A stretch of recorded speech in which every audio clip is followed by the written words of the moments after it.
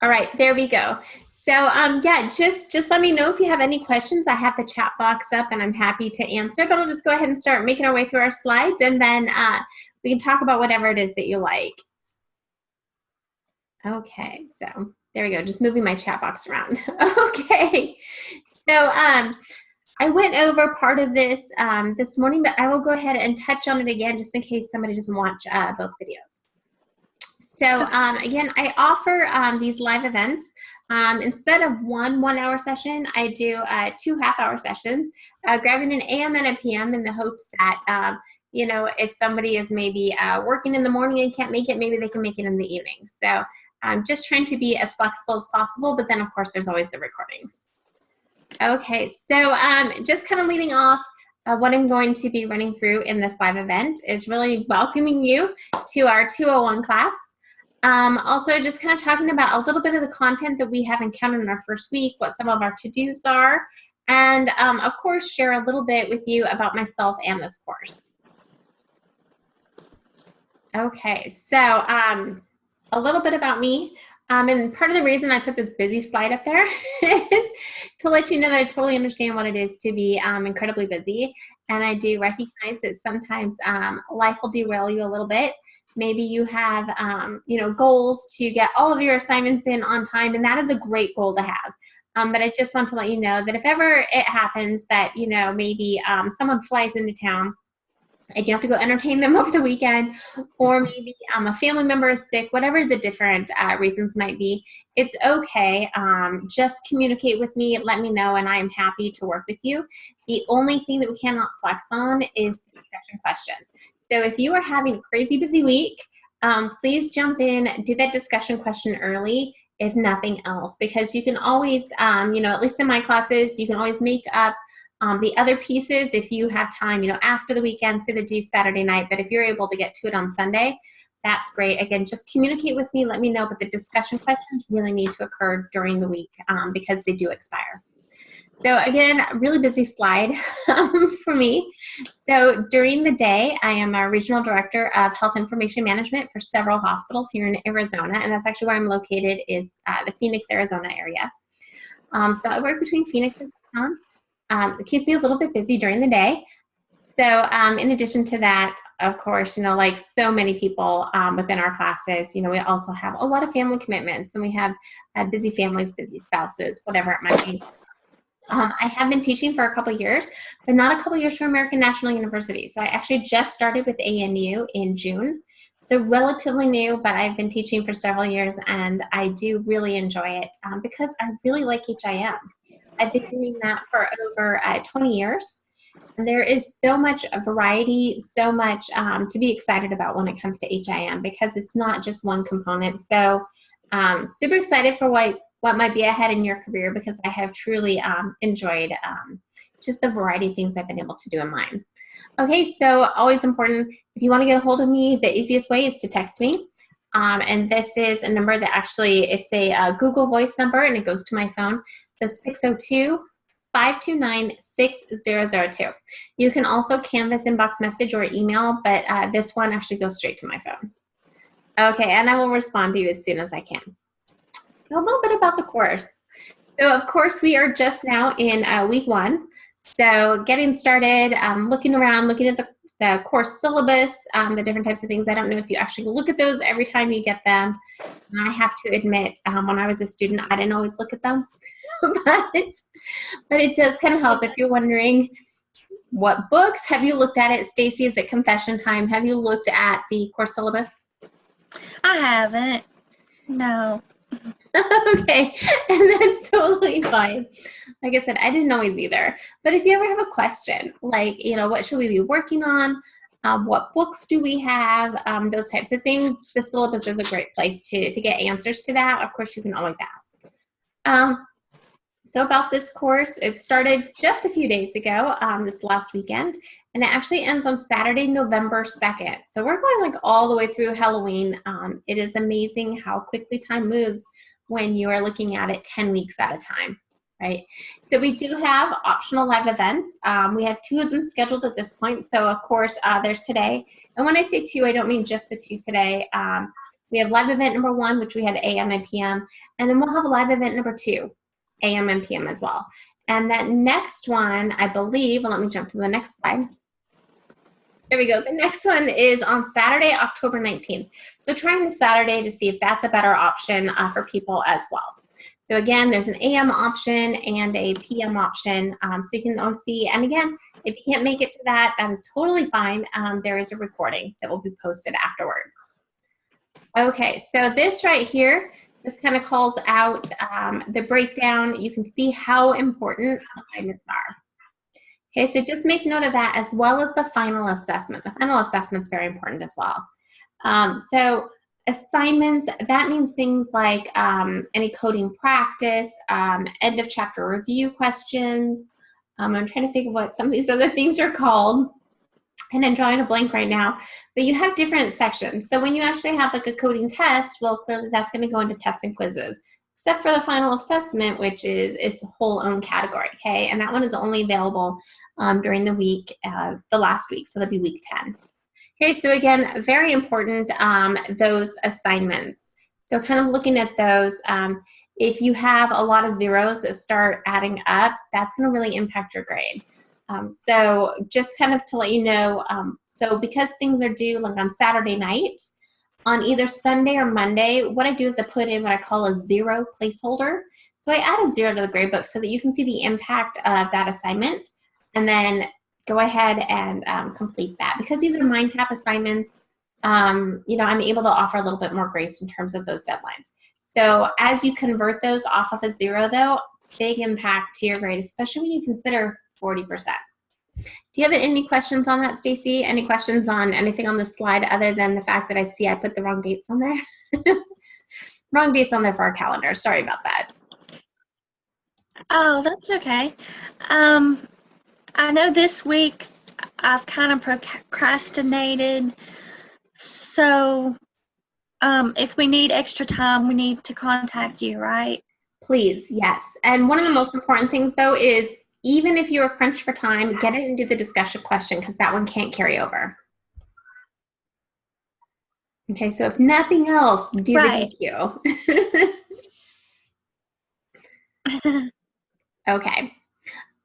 So also, yeah, just some of the things that I always look at, you know, what do we need to do to be successful? I think just keep it really basic. The most important thing is to communicate. You know, sometimes we can fall back. Like I said, life gets busy.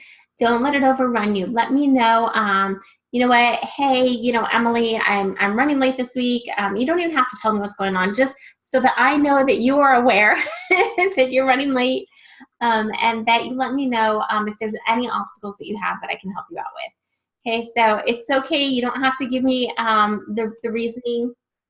I treat you as a professional in this, but just let me know so that I know if I'm not hearing from you at all, I'm going to start doing like well checks. Okay, I'm going to make sure like, hey, you still out there? Like everything okay? Yeah. Just checking in. Okay, and then of course, always important to participate.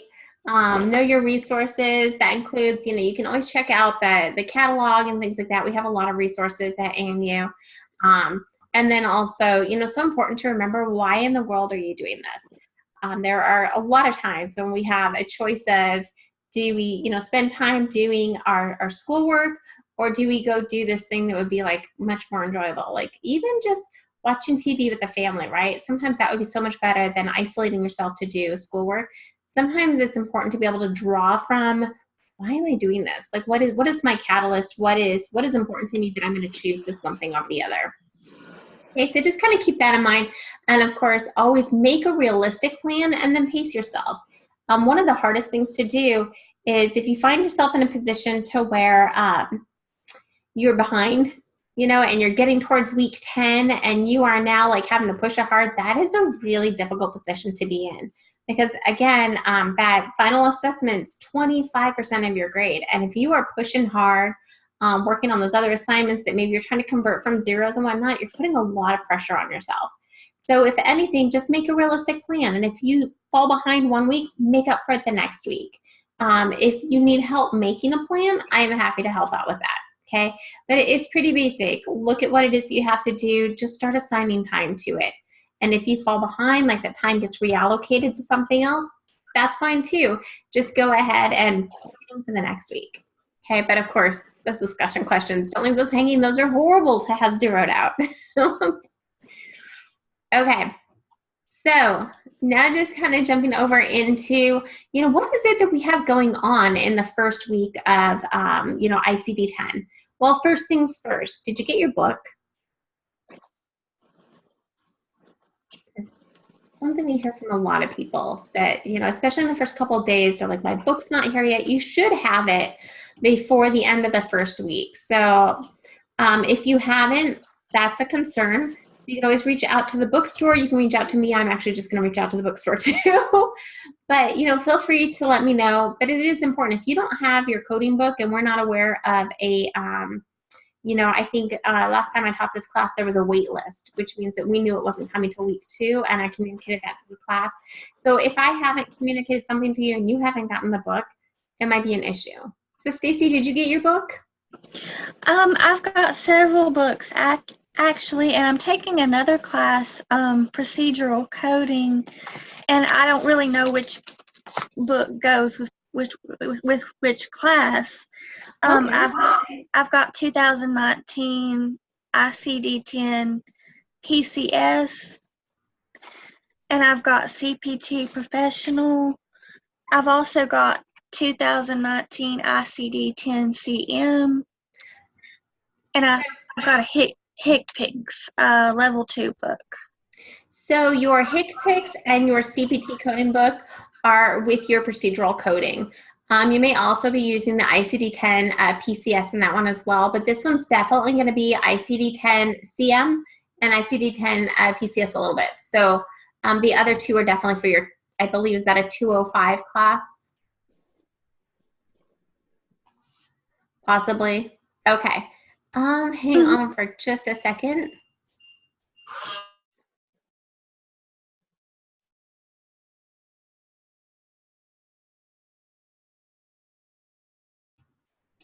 Okay. Oh, sorry about that. Okay. So what we have going on this week then, of course, so important to have the books so you can do your tools. And then now let's kind of look at what is the content that we have. So I went ahead, and again, this is just a snippet from week 1 and 2 objectives from the course syllabus. So in looking at these, it's largely about just becoming familiar with your ICD-10 book, right? And then we kind of start into some of the, more than just familiar with the ICD-10. As we did in week 2 especially, we start looking at content, right? Actual coding guidelines, making a go at some of those coding assignments, even taking a coding test, those types of things. In week 1, it's more about familiarity with the ICD-10 in general. So let's kind of continue that. This morning, I talked a little bit about what is ICD-10, what were some of the difference ICD-9 to ICD-10, those types of things, because that was a real focus, especially 2 years ago or so when we had the conversion that took place. And that was a long-awaited conversion. So especially if you're talking to people that have been in the field for any length of time, they remember before the 10. So that's why it's important sometimes to kind of look at what is that difference. Okay, so let's look at content right here. So this is actually part of a PowerPoint that goes along with what we've been looking at. So this is steps in diagnostic code selection.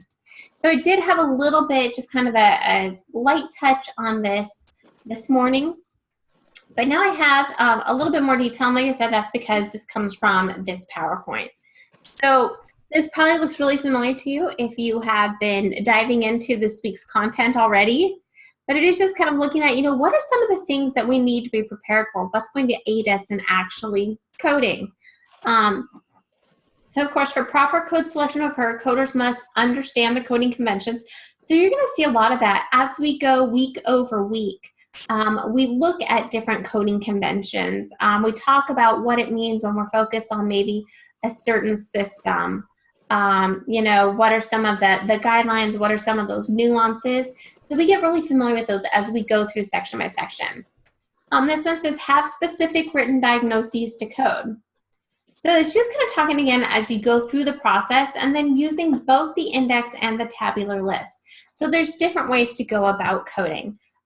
You know, and it depends too. If you're using a code book or if you're using maybe an encoder, you might approach them slightly differently. Now, a lot of places do have encoders now, but that doesn't mean that you're going to have an encoder at your disposal if you're taking a certification exam, right? So it's really important to be able to do it old school, which means looking it up in the book and not counting on technology to kind of deliver you to it.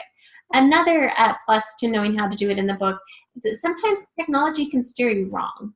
It can kind of send you down, we used to call it down the rabbit hole, but really you would start looking for something and all you needed was one misstep and it could take you to a completely different code and then you would not be coding correctly. So accurate coding is very important for a lot of reasons. Okay, so I'm going over this. So coders need to review the medical documentation prior to selecting their code. So that kind of makes sense, right? It's the documentation that's going to identify where we even go. So this includes, and this is listing different types of documents, the face sheet. So that's really the demographics information. It's the chief complaint. It's why they even came in the door. It's when they came in the door. It's where they came from. All of that is important information when you're coding. For outpatients, this includes the encounter form, which is kind of their version of the face sheet, but it also has a lot of times identified what is the patient there for, what services were provided to the patient. It's going to be kind of sometimes called the charge sheet as well. Also included in things that you need to look at the problem list. What problems is the patient being seen for? What problems do they have? And that can include things that are acute, meaning they're working on resolving those right now. It could be things that are historical, like they have a past medical history of something. There's a lot of different things you have to look at.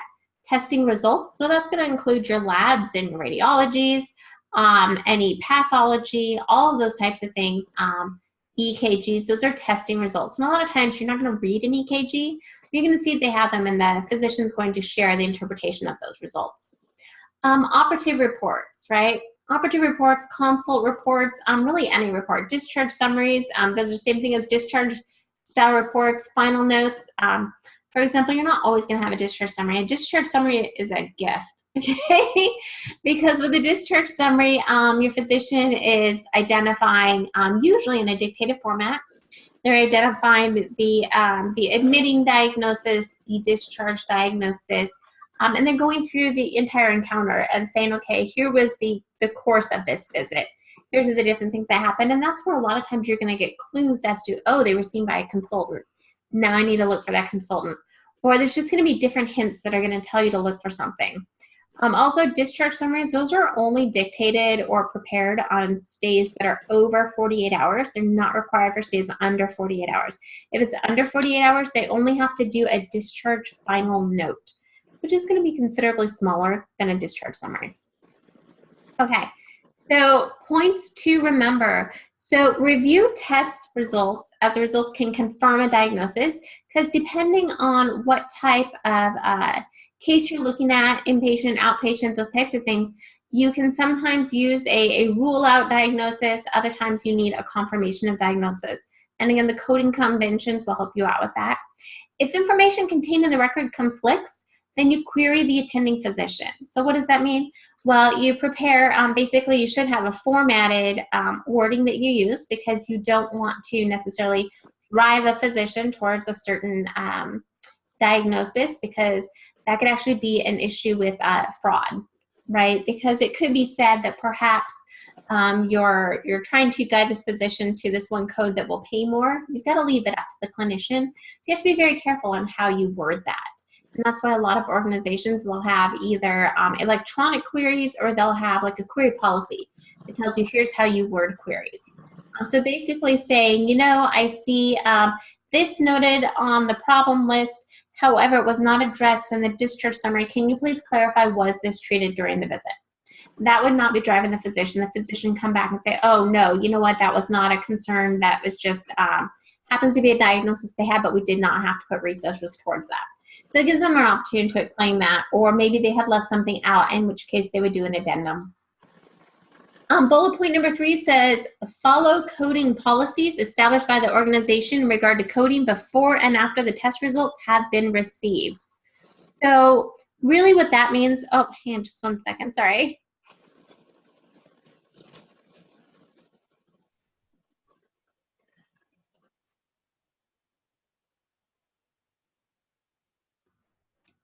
Okay, sorry about that.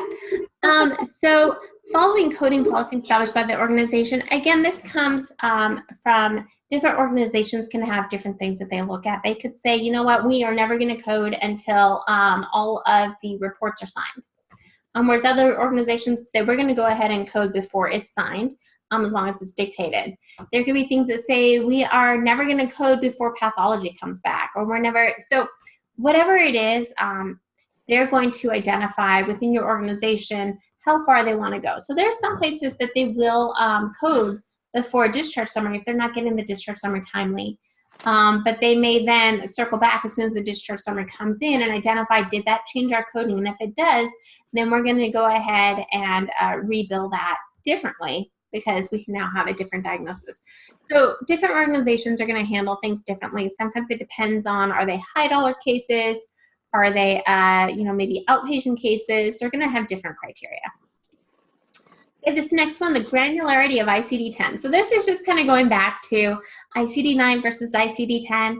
ICD-10, truly, you can just look at the sheer volume of codes. There's a lot more detail to these. They're going to be much more specific than what we, have seen in ICD-9. Excuse me, I keep joking. Okay. Okay. You just have like those days you do a lot of talking and all of a sudden it's like, Yeah. Also provider education. Diagnoses will have to be recorded with greater detail for proper code selection. That kind of makes sense. Just because you're going to need greater detail all the way around. If you're coding to higher detail, your providers are going to have to step up and provide you with that greater detail. And that's where provider education may be necessary. So a lot of times when you have a new provider come on, and this was across the board when we had the conversion from ICD-9 to ICD-10 in October 2015. We had to do massive physician education. So what we did is we were actually a little bit of stalkers. We'd catch them between rounding.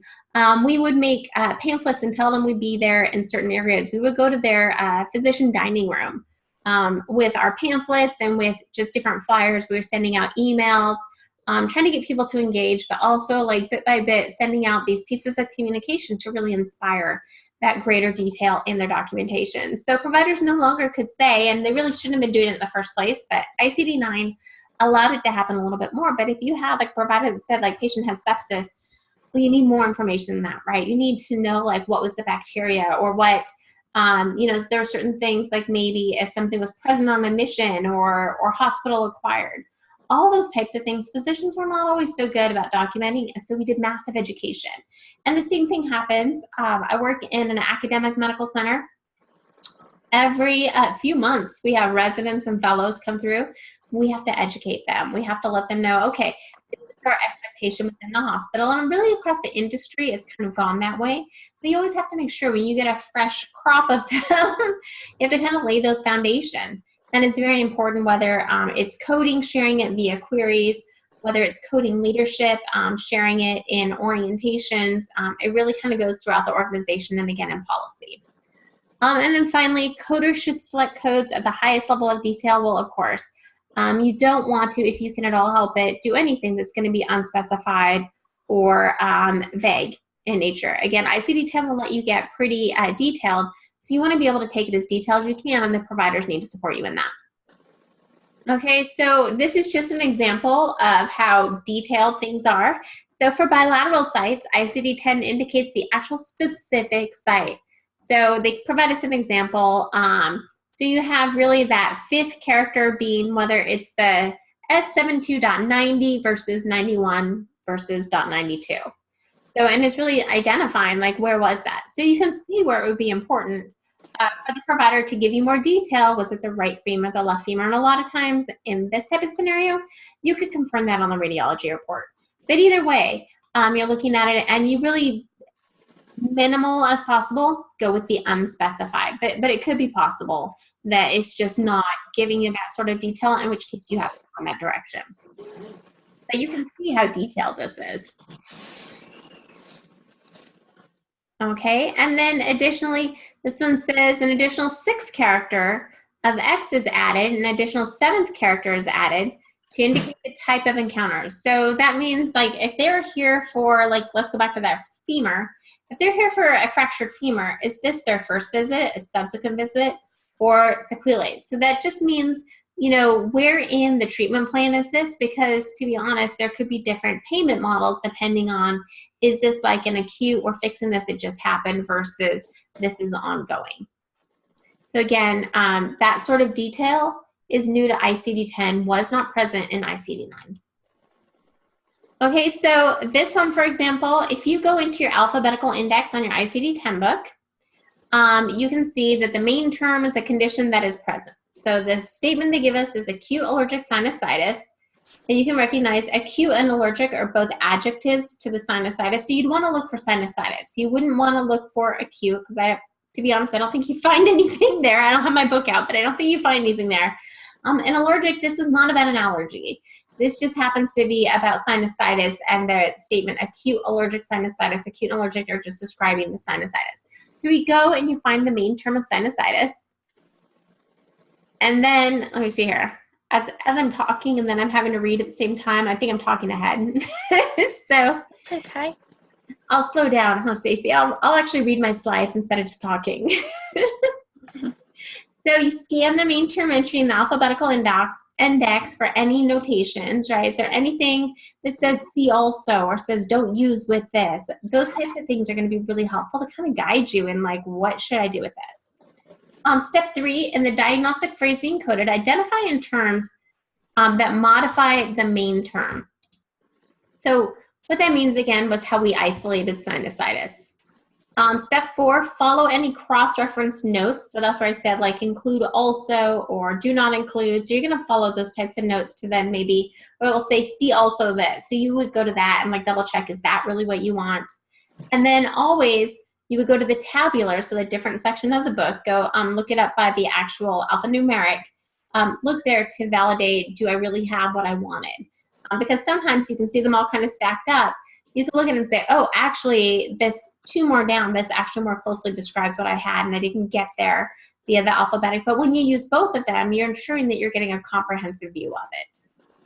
So have you had an opportunity to try to practice any of this coding yet, Stacy, or is it still kind of early in week 1? I worked on one of my classes a little bit one day, and I don't remember which class it was, but I had a chance to look up a code, and so yeah. Okay. Not much though. So. No, and don't worry, you're going to get plenty of opportunity in the next, I guess at this point, 9.5 weeks, right? Mm-hmm. So no worries that you're not too far down the road yet. You will get there. So, but the good thing is that at least as we're talking about alphabetical and the tabular list, then you've been able to get that familiar with your book. Yeah, a little bit.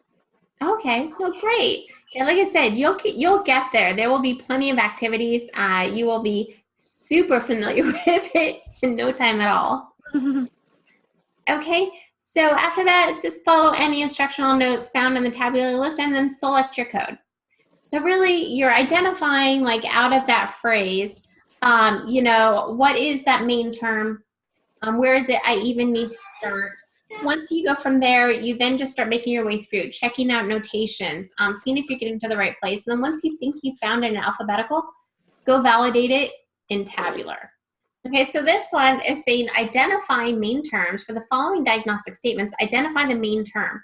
Like, what would it be that you're going to look up? So compound fracture of the left tibia.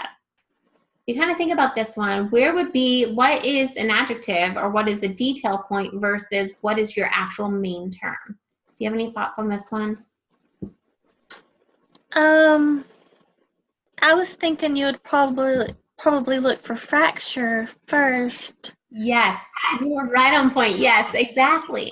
Because the compound is just an adjective to the fracture, right? It's a type of fracture. And the left tibia is just the location of the fracture. So both of those other pieces are supporting the fracture. So you were right on point.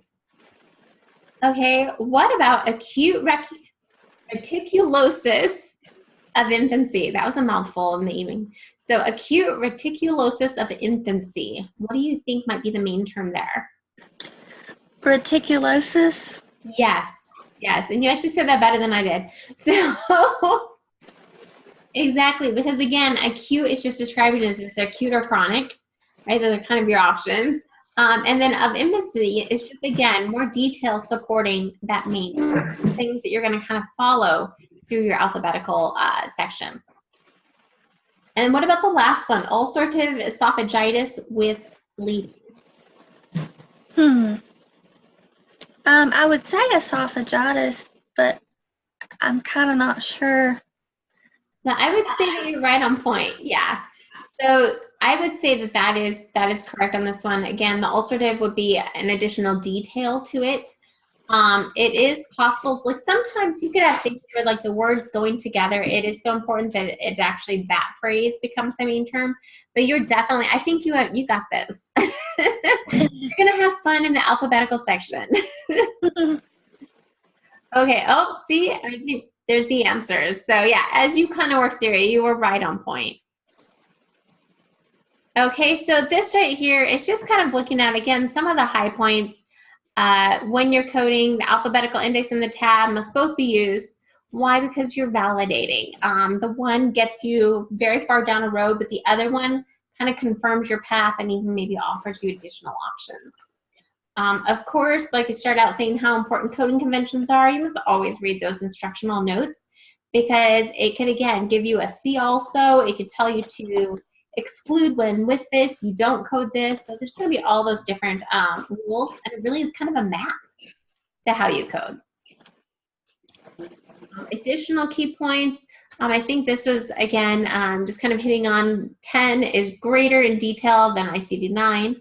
Medical documentation, well, if you're going to be coding in a nomenclature that is much more detailed, you need documentation that's going to give you that detail.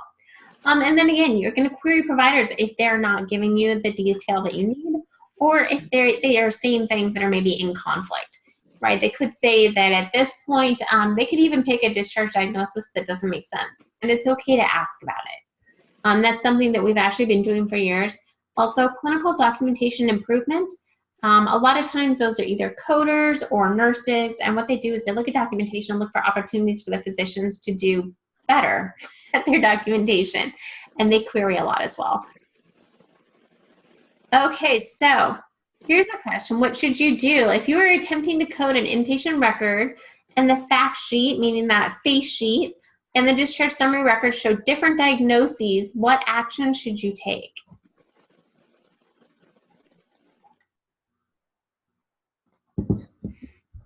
Well, I would actually suggest doing this. Query the provider. If the information is not matching up, you definitely want to query the provider. You want to say, you know what, I see this noted on the face sheet, and I see this noted on the discharge summary. Can you please clarify? And then what that is not leading the physician down a road, but it's asking them to give you the detail that you need to be able to accurately code. So this one, I think, is just another example, alphabetical index main terms and non-essential modifiers. So it's just kind of giving you some things to kind of test out. So reference the main term cellulitis in alphabetical, and then consider what are the non-essential modifiers that appear for this entry. And again, you're going to find that in the detail. I won't make you do it right now, Stacy, but it's like something that you could do a little bit later and test this out. Okay, because you'll find as you go into it, you open up to the alphabetical index, find cellulitis. These are going to be the different modifiers. So this is where, again, going into alphabetical, you get all that additional information that maybe you're not getting in the first. Okay, and so one more of these says to, let me see, what are the first three subterms? That same diagnosis. We're going to find that maybe the subterms are, and here they are, of course, they're alphabetical, so it's going to start with an A. Maybe you're going to find a lot of those different things. So you can see starting off with the main term and then following it down the path. So just like when you had the ulcerative esophagitis, you go to esophagitis, you're going to have to work your way down alphabetically under esophagitis, but those subterms, you're going to find ulcerative. Ulcerative, yeah. It's a little bit hard to say this evening. So either way, I think just kind of punctuating the fact that it is important to use both the alphabetical and the tabular.